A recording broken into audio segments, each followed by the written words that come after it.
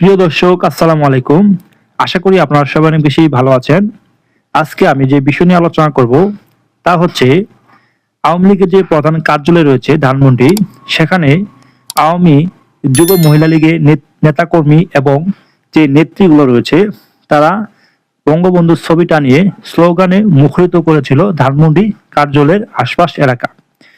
আপনারা জানেন বিগত সময়ে বিভিন্ন সময় আমরা দেখতে পেয়েছি ছাত্রলীগ, যুবলীগ এবং আওয়ামী লীগের অঙ্গ সংগঠনের বিভিন্ন শ্রেণীর নেতাকর্মী রাজপথে বিভিন্ন কার্যালয়ে মিছিল মিটিং করেছে।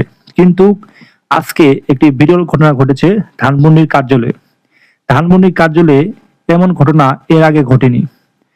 তাও আবার মহিলা যুবলীগ যে নেতাকর্মী রয়েছে তাদের মাধ্যমে এই পুরো এরিয়া কিন্তু স্লোগানে মুখরিত হয়েছিল। আসলে তাদের যে স্লোগান সেটি কি বার্তা দেয় সেটিও কিন্তু একটা দেখার বিষয়। আপনারা জানেন গোলাম মাওলা রনি একটি কথা বলেছে,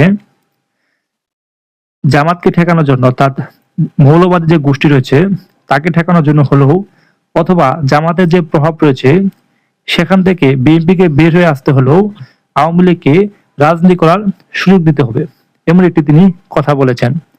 এছাড়াও এর আগে মন্ত্রী পরিষদের যে সচিব রয়েছেন তিনিও একটি কথা বলেছেন যে আওয়ামী লীগকে অবশ্যই নির্বাচন থেকে যেহেতু বঞ্চিত করা হয়েছে, অবশ্যই তাকে রাজনীতির মাঠে আনার জন্য খুবই প্রয়োজন বিএনপির জন্য।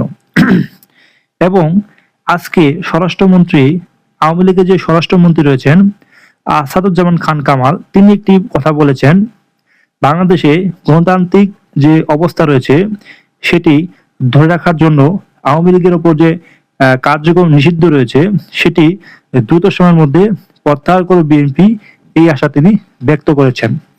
কিন্তু আজকে ধানমন্ডি 32 নম্বর যে কার্যালয় রয়েছে সেখানে যুব মহিলা লীগের নেত্রীরা যেভাবে স্লোগান দিয়েছে, এতে আমরা বুঝতে পারি আওয়ামী লীগ দ্রুত সময়ের মধ্যে তার রাজপথ কাঁপিয়ে দিবে এবং তারা অতি শীঘ্রই বাংলাদেশের রাজনীতিতে সাধারণ মানুষের মধ্যে মিশে রাজনীতি করবে, এমন একটি বার্তা কিন্তু দিয়েছেন যুব মহিলা লীগের নেত্রীরা। এটি অবশ্যই কোনো একটি বিএনপির হয়তোবা শেল্টারের মাধ্যমে তারা ধানমন্ডি 32 নম্বর কার্যালয়ে গিয়েছে। এবং প্রশ্ন হচ্ছে, যদি বিএনপি গোপনে যদি শেল্টার দিয়ে থাকে তাহলে অবশ্যই আওয়ামী লীগের যে কার্যক্রম নিষিদ্ধ রয়েছে সেটি প্রত্যাহার করবে অতি শীঘ্রই।